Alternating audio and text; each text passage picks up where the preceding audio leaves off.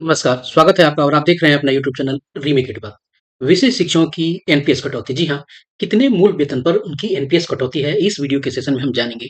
इस वीडियो के सेशन में हम जानेंगे कि पेंशन के लिए कितना पैसा जमा होगा एक शिक्षक के आपको बचत के रूप में। आइए वीडियो को शुरू करते हैं और जानते हैं इन सारे के सारे प्रोसेस को और मूल वेतन को भी जानेंगे कि किस विशेष शिक्षक का कितना मूल वेतन होगा, दिसंबर में उन्हें कितना मिल रहा था और कितना मूल वेतन उनका जनवरी से यदि ज्वाइन किया है तो उनका मूल वेतन कितना होगा और एनपीएस की कटौती उस अकॉर्डिंग कितना होगा। चलिए वीडियो को शुरू करने से पहले आपसे आग्रह है, पहली बार चैनल पे आए हैं तो चैनल को सब्सक्राइब कीजिए और आप अपने साथ मुझे जरूर जोड़ें ताकि आने वाले दिनों में आपकी खिदमत कर सकूं और आप तक information, breaking information, latest information पहुंचाता रहूं शिक्षक और शिक्षा संबंधी। चलिए वीडियो को शुरू करने से हम शुरुआत करते हैं आपको एनपीएस रूल से।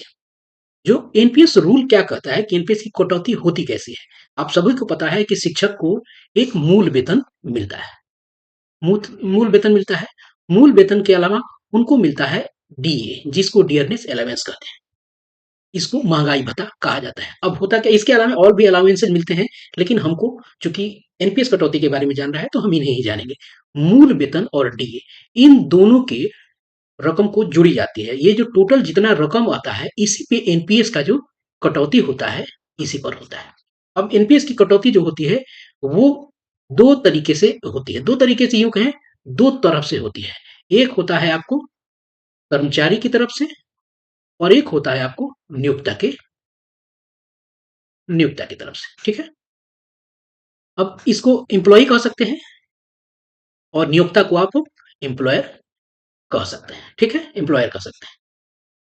अब कर्मचारी का जो कितना अंशदान होता है, कर्मचारी का अंशदान होता है 10% और नियोक्ता का अंशदान होता है आपका 14%। अब देखते हैं, अब इतनी यहाँ जितनी राशि आपको बनेगी उसका 10% जो है वो आपको एक कर्मचारी के वेतन से कट जाएगा और 14% जो है इतनी ही राशि का आपको कौन देगा? नियोक्ता देगा। इसको देगा नियोक्ता। नियोक्ता कौन होगा? सरकार होगा। इतनी राशि को सरकार वो देगा। अब चलिए एक एक उदाहरण से हम लोग समझ लेते हैं कि कितना और कैसे आपको पैसा कटेगा। एक दो उदाहरण से उसके बाद हम मूल वेतन देखेंगे और मूल वेतन पर हम लोग समझेंगे। मान लेते हैं कि किसी शिक्षक का मूल वेतन आपका 25,000 है। एक उदाहरण के रूप में देख के चल रहे हैं, 25,000 है। तो डीए अगर उसको हम डिफाइन करें, मान लीजिए उसका डीए हम 53% रख के चलते हैं अभी जो है, तो जो उसका डीए हो जाएगा 13,250 रुपये हो जाएगा। तो टोटल अगर कितना देखा जाए तो टोटल कितना हो जाएगा, अगर दोनों को देखा जाए तो 38,250 रुपये। अगर इन दोनों को जोड़ा जाए तो कितना हो जाएगा? 38,250 रुपये होगा। तो इसमें जो कर्मचारी का कितना हो जाएगा? 10% जो है और नियोक्ता का यहाँ 14%। तो कर्मचारी के खाते से कितना कट जाएगा? आपको कटेगा 38,000, आपको 38,025 रुपया। और जो नियोक्ता के खाते से कितना कटेगा? 53,55 रुपये। तो टोटल कितना जमा हो गया? अगर देखा जाए टोटल कितना जमा हो रहा है आपके एनपीएस में, आपके बचत के रूप में, आपके पेंशन के लिए, भविष्य के लिए कितना जमा हो रहा है? 9180 जमा हो रहा है। क्लियर हो गया, स्पष्ट हो गया। इससे एक और उदाहरण देख लेते हैं। आइए चल के देख लेते हैं। 28,000 मैं एक उदाहरण के रूप में देख रहा हूं, आगे आपको सारी डिटेल बताऊंगा कि कितने आपको जमा हो रहे हैं किस किसी शिक्षक के आपको खाते में उसके वेतन के आधार पे। अब मान लीजिए 28,000 है तो इसका कितना हो जाएगा आपका, जो 53% से देखा जाएगा तो 14,840। क्लियर हो गया। अब इसको टोटल किया जाए तो टोटल आपका हो जाएगा 42,840। स्पष्ट है। अब आगे हम इसको अगर 10% देखते हैं तो 10% इसकी कितना बनेगा? 4284 बनेगा। और नियोक्ता का कितना बनेगा? 5998। टोटल कितना जमा हो रहा है? टोटल जमा हो रहा है 10,282 रुपए। यह मैंने मान के चला है कि 25,000 अगर किसी का है। इफ हम आगे देखते हैं कि किस शिक्षक का उसके अपने मूल वेतन से कितना जमा होगा। तो चलिए हम एक्सेल सीट पे चलते हैं और अपने डेस्कटॉप पे चलते हैं और देखते हैं कि किसका कितना जमा होने जा रहा है। हम आ गए कंप्यूटर स्क्रीन पे। अब यहाँ हम देखेंगे सभी शिक्षकों के आपको मूल वेतन जो दिसंबर में थे और विशिष्ट शिक्षक के रूप में उनका जो मूल वेतन जिस पे उनका फिक्सेशन होगा और उस आधार पे उनकी एनपीएस कटौती को। चलिए आपको समझा देता हूँ। ये पहला वाला जो कॉलम है इसमें शिक्षक के आपको नियुक्ति बस उनके प्रकार दिखेंगे। दूसरा वाला ये जो कॉलम है, यहाँ दिखेगा आपका जो मूल वेतन दिसंबर में उनका कितना था। ये तीसरा वाला जो कॉलम है, विशिष्ट शिक्षक के रूप में उनका मूल वेतन कितने पे निर्धारित होगा। यह वाला जो कॉलम है, यहाँ उनका डीए कितना होगा। उसके बाद एनपीएस कटौती, शिक्षक की एनपीएस कटौती कितनी होगी। ये जीआईएस है, इसको थोड़ा सा हम लोग इसको गौन करके चलते हैं। एनपीएस गवर्नमेंट कितना दे रही है इस लाल वाले सेक्शन में, और टोटल कितना होगा इस ये जो ब्लू वाला है, यानी जो शीर्षक है पीले वाला, यह वाला है। इसको आप देखते चलिए, मैं एक एक करके बढ़ाता चलूंगा, आप अपने अनुसार इसको देखते चलेंगे, मैं इसको बताता चलूंगा। क्लियर है। चलिए आगे बढ़ते हैं और देखते हैं। अब हम पहले जानते हैं इस वाले पहले वाले को। अब एक जो मान लीजिए कोई बेसिक ग्रेड का टीचर है और उसका अगर दिसंबर में वेतन है 27,820 रुपया, तो उसका आपका वेतन हो जाएगा कितना। उसका वेतन हो जाएगा 28,980, डीए उसका 15,359 रुपया, और एनपीएस की कटौती जो होगी आपको, एनपीएस की कटौती आपको हो जाएगी 4434। क्लियर है। यहाँ हम लोग ने देख लिया 4434 हो जाएगी। और गवर्नमेंट चूंकि 4434 जो बन रहा है, इन दोनों के आपको जोड़कर इसका 10% आपको बन रहा है, और इन्हीं का जोड़ यहाँ 6208 रुपया बन रहा है। और ये इन दोनों को जब जोड़ा जा रहा है तो 10,641 रुपया आपका टोटल बन के आ रहा है। हमने एक को देख लिया। चलिए अब इसी तरह हम आगे सबके देखते चलते हैं। चलिए हम आगे देखते हैं आगे क्या होगा। चलिए, एक शिक्षक है जिसका 24,710 है, विशिष्ट शिक्षक के रूप में वेतन हो जाएगा 25,750 रुपए। एनपीएस कटौती उसकी हो जाएगी 2940, गवर्नमेंट देगा 5516, और टोटल हो जाएगा 9455 रुपया। एक शिक्षक जिसका जो 1 to 5 का शिक्षक है 22,660 रुपये था दिसंबर में, मूल वेतन उसका फिक्सेशन होगा 25,000 रुपये। एनपीएस कटौती 3825 रुपये, और एनपीएस गवर्नमेंट देगा 5355 रुपये, 9180 रुपये उसके एनपीएस अकाउंट में जमा होगा। देखते हैं ग्रेजुएट ग्रेड जो 2022 में ज्वाइन किए, उनका मूल वेतन दिसंबर में 23,150 था, उनका फिक्सेशन 28,000 रुपये होगा। एनपीएस की उनकी कटौती होगी 4284 रुपया, और गवर्नमेंट देगी 5998 रुपया, 10,282 रुपये उनके एनपीएस के खाते में जमा होगी। एनपीएस की खाते आपकी बचत होती है, आपकी पेंशन का है, आपके भविष्य की नुकसान है।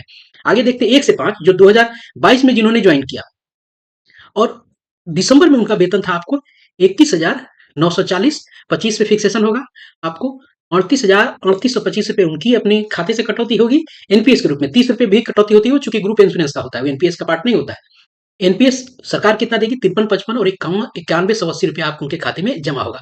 अब देखते हैं स्पेशल उर्दू वाले जो बहाल हुए थे 26,210 उनका मूल वेतन होगा, और विशिष्ट शिक्षक के रूप में दिसंबर में उनका था, तो दिसंबर जो आपका विशिष्ट शिक्षक के रूप में हो जाएगा 27,320 रुपये, और डीए 14,480 रुपये, और एनपीएस में कटौती उनकी होगी 4100 आपको 80 रुपये, गवर्नमेंट देगी 5852 रुपये, 10,032 रुपये उनके एनपीएस खाते में जमा होगा। अब देखिए ग्रेजुएट ग्रेड 6 to 8 में जो 2024 आदि में बहाल हुए थे, जो अनट्रेड थे, जो टेट के बाद वो जो बहाल हुए थे, उनका मूल वेतन 27,700 दिसंबर में यदि है, तो विशेष शिक्षक के रूप में उनका मूल वेतन निर्धारित किया जाएगा, वो होगा 28,840 रुपये, और डीए 53%। ध्यान दीजिएगा, जैसे जैसे मूल वेतन बदलता रहेगा, डीए बदलता रहेगा, एनपीएस की कटौती बदलती रहेगी। एनपीएस में रूल होता है 10% और 14%, वो परसेंटेज सेम रहता है। अगर आपका मूल वेतन बदल जाता है तो एनपीएस का अमाउंट भी बदल जाएगा, और गवर्नमेंट वाला भी बदल जाएगा।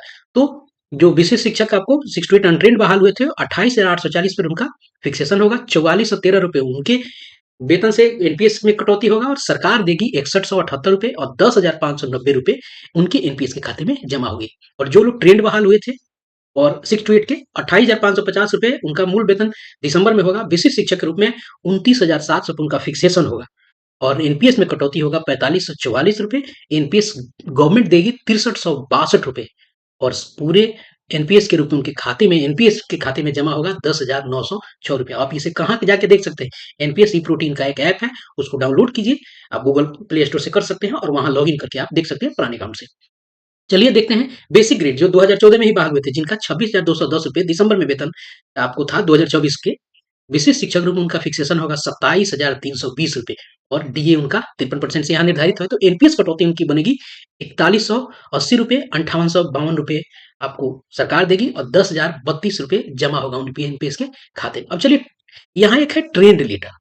ट्रेंड लेटर का मतलब यह है कि जो लोग 2003-5 में बहाल हुए, 10 में बहाल हुए, और आपको मैं थोड़ा सा और ऊपर कर देता हूँ, यहाँ पे जो 26,000 कर्सर जो है, आप इसे देखिएगा 26,210 रुपये ट्रेंड लेटर, जो लोग पहले बहाल हुए और ट्रेनिंग उन्होंने बाद में किया, इधर 2015-16 में उन्होंने डायट से ट्रेनिंग किया है, तो उनका वेतन अगर 6,000 26,210 दिसंबर में है, तो फिक्सेशन होगा 27,320 पर, एनपीएस में कटौती होगी उनकी 4180 रुपए और सरकार देगी 5852 रुपए, 10,032 रुपया उनके खाते में जमा होगा। अब 2010 में जो शिक्षक बहाल हुए, मैंने उन्हीं शिक्षकों के मूल वेतन वाले को रखा है जिनकी संख्या ज्यादा है। ऐसे अलग अलग भांति भांति पर के शिक्षक हो गए हैं जिनकी मूल वेतन अलग अलग है, तो मैंने जिनमें ज्यादा शिक्षक है उन्हीं को रखा है।